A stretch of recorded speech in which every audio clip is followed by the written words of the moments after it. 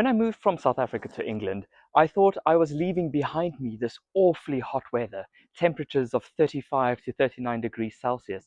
But instead, England decides to turn into an actual barbecue and make my plants its main meal. So today I want to share with you some practical tips on how to keep your plants happy and, more importantly, surviving during this extremely hot weather that we're currently facing. For my American friends, we're in the middle of a heat wave. It's about 95 to 102 degrees Fahrenheit, and we really are feeling the heat.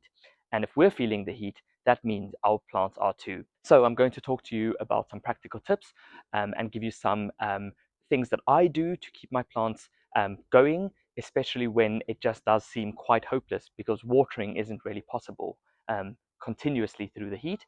Some other tips that we can do to keep the plants happy so that when the weather returns back to normal, they can keep going and thriving and producing all the flowers or fruit that you want them to.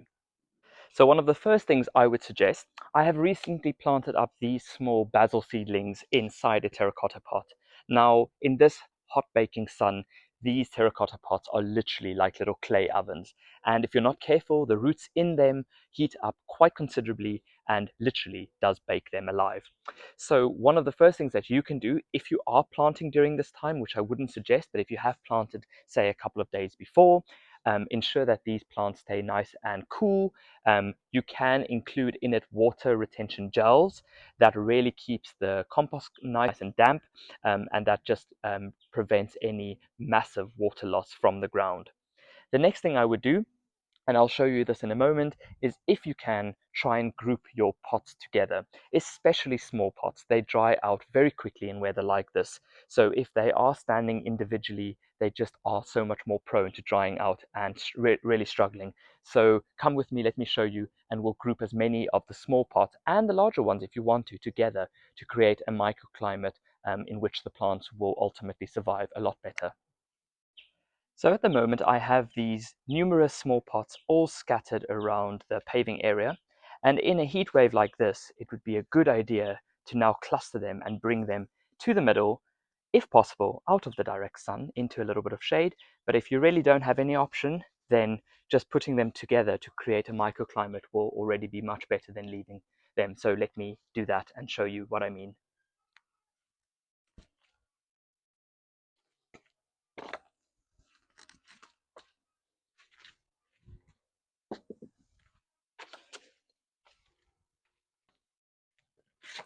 So as you can see, I've grouped them together. This creates a microclimate in which the ambient air around them stays a bit more moist, humidity levels rise, that just cools them down overall. And it's these microclimates, especially in heat waves like this, that really help the plants cope a lot better. As you can see, this is currently standing in a very sunny position. However, the sun will be moving over pretty soon, so I'm not going to worry too much about moving them out of the sun.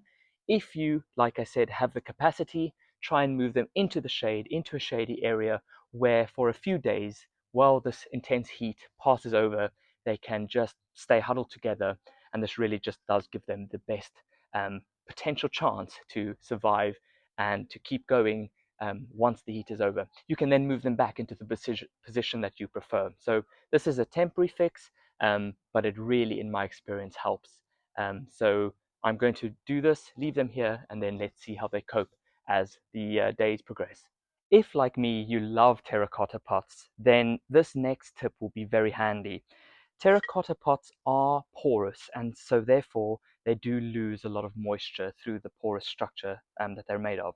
This can create a stressful environment for plants, especially young plants or plants struggling to cope with the intense heat. So a good tip here is to double pot. So as you can see here, I have a relatively young dahlia plant. It is in a plastic pot, which will hold on to moisture a lot more and keep the roots a lot cooler. So if you really are adamant to keep plants in terracotta pots, like I tend to be, then you can just place this plastic pot containing the dahlia inside the terracotta pot. So you have the added advantage of the beautiful look of the terracotta pot, but the amount of water in the compost will stay in place a lot better, and so this prevents the plant from dehydrating through the loss of water through the porous structure of the terracotta pot. This is a really handy tip, especially in heat. Of course, you can plant directly into terracotta. I tend to do that a lot more, but if I know it's going to be really hot and I know the location of the pot is going to be in a really hot, sunny location, and depending, of course, what you're growing in it, then I would tend to advise double potting to really give the plant its best fighting chance. If you have plants that are perhaps too big to move or that are pretty much set where they are and there's no point in moving them about, then you can put up temporary structures in terms of umbrellas or sheets to use as shade cloths to just kind of protect the plants from the intense heat and direct scorch that they might experience during heat waves. So in this case, I've got a beautiful camellia here. The pot is pretty large, pretty heavy, and I'm not going to bother too much with moving it. So instead, I've got this umbrella.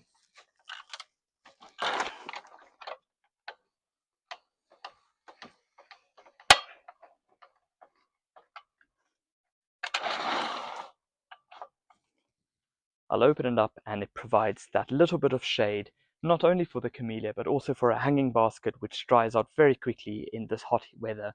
And this will just give them a little bit of a respite from the heat, and they'll thank you later.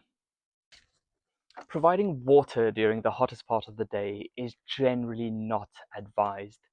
Water droplets act as slight magnifiers, so if you're not careful where you're watering, it can lead to quite a bit of leaf scorch and leaf burn. But of course, any water is better than absolutely no water when it's very hot.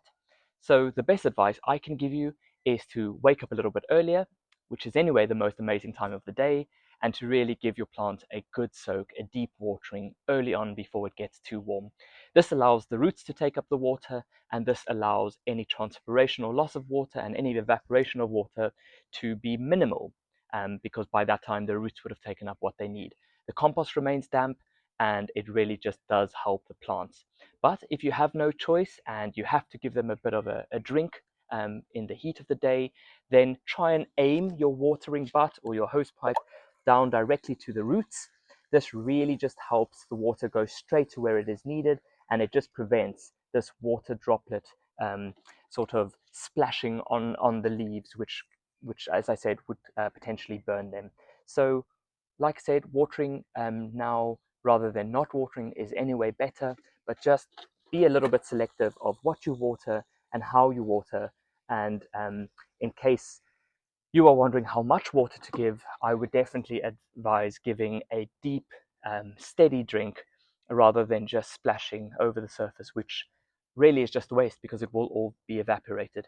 And further, if there's a little bit of a hot wind blowing, then even more reason to water early on and to water deeply, because if there is wind together with that heat of the sun, that water will literally just evaporate and it will be a waste. And we should not be wasting water because it's a valuable resource. So while sitting under this lovely shade that I've provided for not only my plants but and also for myself, I can perhaps talk about some things that I would recommend not to do during a very hot spell of weather. And the first would be to prune. Not to prune is definitely advisable because any form of pruning does place plants under quite a bit of stress. So during hot weather, these plants really are just trying to get through, trying to survive. So by pruning, you're placing them under stress, you're exposing their stems and younger and smaller leaves to sun. And so this could result in a lot of damage to the plant, a lot of burn, a lot of drying out, and this is just generally a bad idea.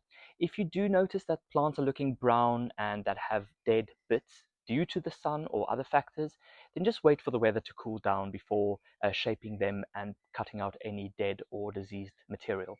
Pruning, depending on what it is you're pruning, of course, has to be very selective. It comes down to the type of plant, it comes down to the season, generally spring or even late winter into early spring. But formative pruning, so shaping and kind of keeping a plant in a fairly good size, is generally done at any time of the year, but not during a heat wave. The second thing I would really advise not to be doing right now is fertilizing. So by fertilizing plants, you're obviously providing them with food, and this results in them growing. So plants don't want to be actively growing during this time. They actually want to hunker down a little bit and just protect themselves so as not to lose more water or to expose young and tender leaves and stems to the hot weather, whether it's hot wind or just the sun. So I wouldn't advise fertilizing right now. Plants are obviously still actively growing, but you don't want to give them a push in growth because that will actually ultimately just result in them dying back. So I would love to hear from you. What are you doing to get your plants through this incredibly hot weather? You don't necessarily have to be living in England or in Europe. Perhaps you're in America and you're used to hot weather. Perhaps you're in Australia or even in my home country, South Africa, in which case you know even more about hot weather. Let me know what it is you do and whether you've made any mistakes, whether you've done any of the things that I might have said not to do and you might have seen positive results. This is why I have this channel, so that we can share these experiences, make blunders, but ultimately bloom from them. I'll see you in the next one. Bye for now.